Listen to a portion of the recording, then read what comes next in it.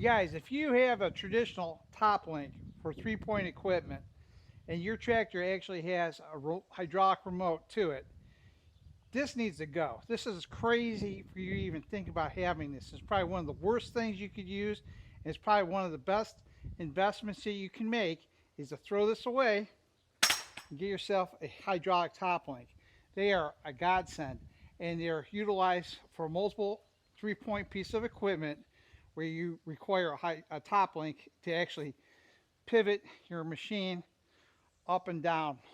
And I'll tell you what, depending on the equipment you have, this is the answer, and you'll never go back to one of those again because they're junk. And I have not used a traditional top link in probably 15 years. Once I went to remotes, that was the end all. So let me explain why. So my name's Brad Kemp. I'm with Blue Nile Farm, and I have used a lot of different variety of 3-point equipment. And what I've learned is that with the regular top link, some tools require you to put downward pressure on them as far as implements go, and some implements you don't want to lift and get the back end up higher. So it all depends on the type of implement you're using. And if you went to a traditional top link where you have to adjust it, you're going to be screwing with it so much you'd almost be frustrated. And sometimes you want to be able to consistently manipulate the equipment where you can lift it up and lift it down constantly. And the best tool I can give you an example of that is like a rear bale spear. That is when you're going into a round bale, you want to pick it up, but if you're just pulling out straight, it may fall off the back end. But when you have the ability to tilt it upright and it holds, it won't fall off the back end of your machine. So having the ability in the cab to lift and lower constantly makes a huge difference. Or say it's in a hole and you need to dive down into it and spear it a certain way. That's where that ability to change and manipulate on the fly is so great. Certain tools, like say brush hogs, that if you ever haul, the back end, a lot of times people drive down the road and it's very level. But there's times where, say you're coming off a trailer, you don't want to come off and dive the back end of your wheel into the ground. It kind of affects loading and unloading. So a lot of times I like the hydraulic top link because they can take the back end of a mower and completely lift it off the ground where the back wheel is up in the air. So when I'm coming off the trailer, I'm not going to hit it into the ground. That even includes a tool like this where, say if I'm coming into the ground and my trailer just happens to have a really high pitch coming down and the slope is so bad that if I got to be careful what I have behind me, I can actually bottom it out. By having the ability to take a hydraulic top link and actually raise it really tight, it avoids contact with your implement. So those are some of the benefits. Now, there's tools like a disc, or say this tool like a TR3, where you have to have the perfect spot so that the back end is putting just the right amount of pressure into the ground so the tool works well. So this is where downward pressure is important in the back end. Disc, for example, a lot of times a traditional 3-point disc rides on the front and the back end never makes contact. So if you let the link out farther, you're actually pushing the back end down where it's now you're going to have both sets of gangs actually making contact with the ground, and that's what your goal is. So there's so many benefits of having a hydraulic top link because it allows you to manipulate the tool properly, and that's so important. And that's why I'm saying that having that implement with the hydraulic top link gives you so much adjustment on the fly, you don't have to screw with it. No more getting out and getting frustrated because you're not running the tool properly.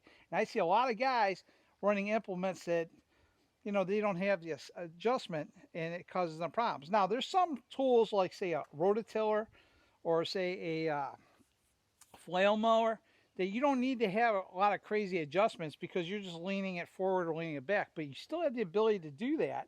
And that's what's nice about it. Even just hooking up to an implement when you back in, instead of trying to adjust it all the time and readjust it once it's up to get the tool to run properly, all you have to do is sit in the cab and drive that piston out, line it up the holes, put the pin in it, boom, and then you could just retract it if needed.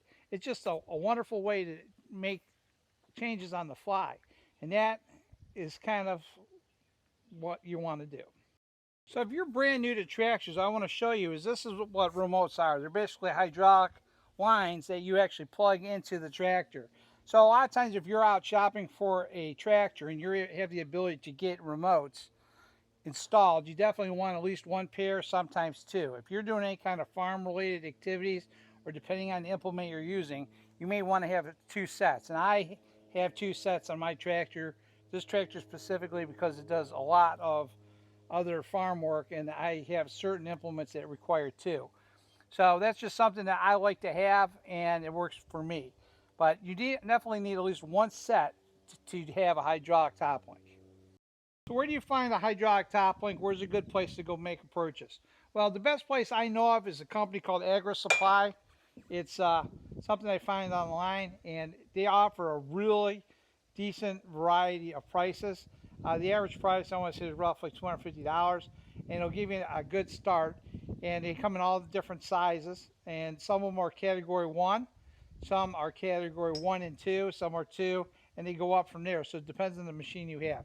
For me, most of the tractors that I use them for, I buy category one or category two hydraulic top links. Now, they have one that's called a 1-2 that basically fits the middle ground like something like this. But I've traditionally stuck with either ones or twos. And what you'll find out sometimes is your hitch size. Like for this Kubota, I can have a category 2 at the end where the implement is, but I kind of need a category 1 where it's hooked up to the tractor. And that's something you need to pay attention to. But I like to buy stuff that basically I can use in different tractors.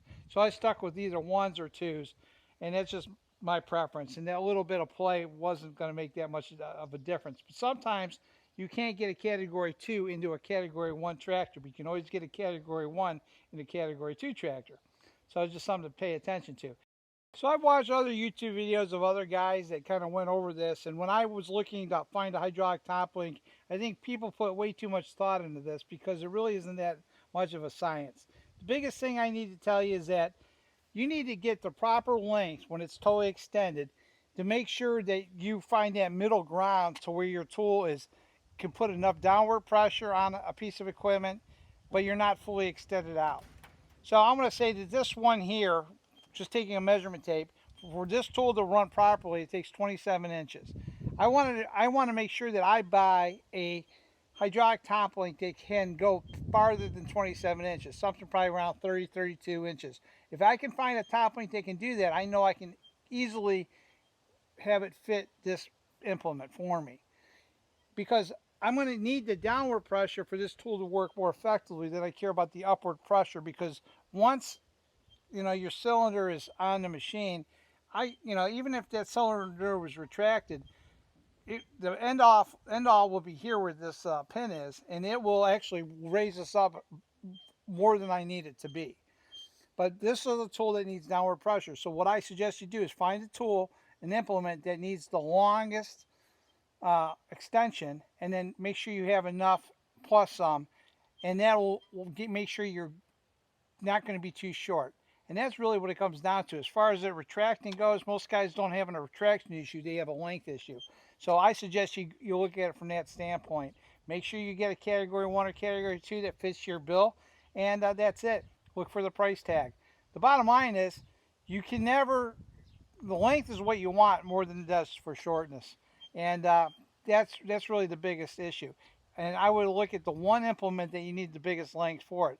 A lot of times you're not going to have anything that's really short. So just to prove my point, I totally extended this thing out as far as it can go. And just to take a run of measuring tape from the pin to the pin, it's 32 inches.